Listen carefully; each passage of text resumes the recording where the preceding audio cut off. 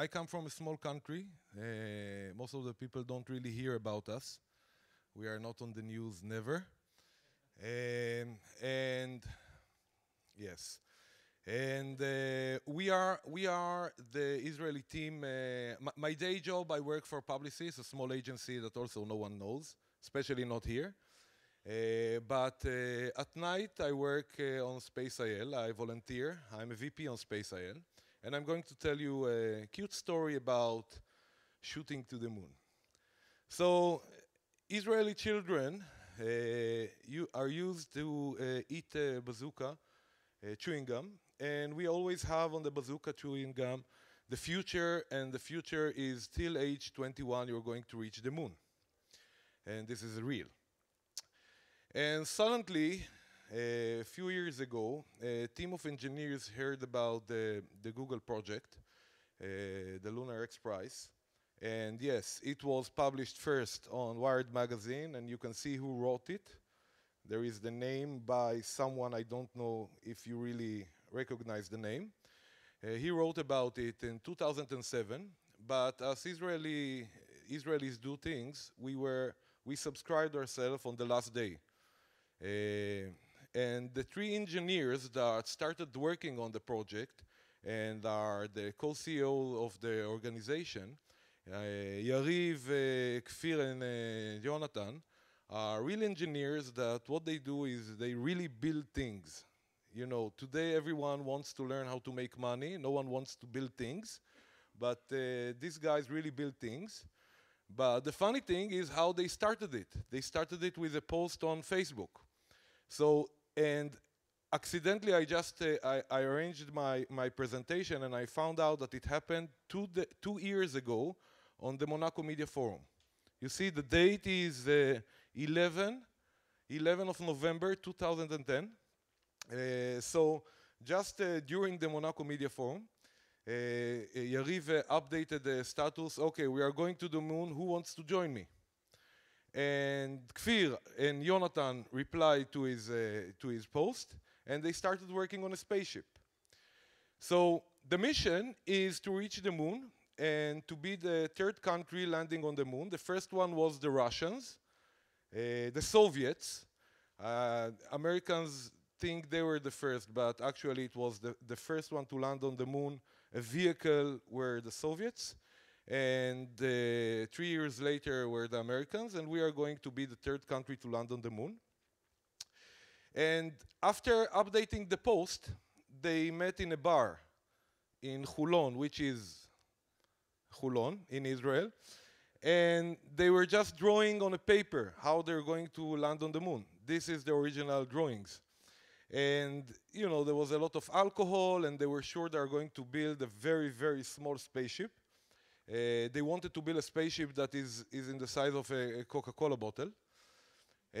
But after working on the engineering of it, they found out they need to build something a little bit bigger. But again, it's going to be the smallest spaceship ever to land on the moon. Just so you get the proportion, this is the Apollo, this is the astronaut, and this is the height of our spaceship, is 1.5 meters high. I'm going to tell you a little bit more about the spaceship. But after starting to work on the project, we came to an understanding in SpaceIL that we have a mission to get young people, teenagers, students to learn more engineering and technology studies.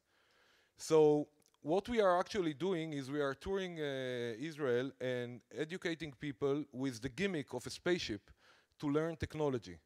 So our organization is a non-profit educational organization, and as we know, we are the only organization, the educational organization in the world that has a license to build weapons, because you need a license to build weapons if you want to send a spaceship. So we are touring the country, and we are doing a lot of courses and working with teenagers and kids, and telling them all about the technology and how to build a spaceship, and that if they really want, they can, and what they have to study in order to go to the moon. And my small child, Roy, is 8 years old, And he came to me 2 months ago and said, I want to learn how to build robots, because he's hearing me talking all the time about spaceships and all kind of vehicles going to the moon. So we have a very good board of members and directors on our team. We have the heads of all the avionic industries in Israel and all the space industries in Israel. We have all the big supporters, all the universities. But we have also a very young volunteer. All our organization is built around volunteers. We have 200 volunteers. Our youngest volunteer is the guy on the right. His name is Shimon Peres. And our oldest one is Mr. Levin on the left. He's 14 years old, and he's working on the landing system for the spaceship. Yes, this is volunteer number 1 with his ticket to the moon. So we have 200 volunteers working around this project. It's going to be the cheapest landing on the moon mission, $30 million, sponsored by donations, all of it. And this is our actually spaceship. It's 1.5 meter high. It weighs 100 kilos. 80 kilos out of it is fuel. It's a very economical vehicle. It flies 9,700 kilometers for a liter. So if you need a new way of doing business in the oil industry, we are not good for that. And this is how it looks. So, and the way we are going to reach the moon is like good Israelis, we are going to hitchhike on a missile that is going to be launched to the moon and to space, and it's going to carry satellites. So we are going to stick to one of the satellites and shoot ourselves after it's in the orbit. And from there, we are going to fly alone to the moon and land on the moon. So there are 25 competitors in the lunar project, the Google Lunar Project. We are for sure going to win all of them because this is what we do. On 2015, we are going to land on the moon. We have very good process now. We raised most of the money. We raised $17 million out of the 30 million.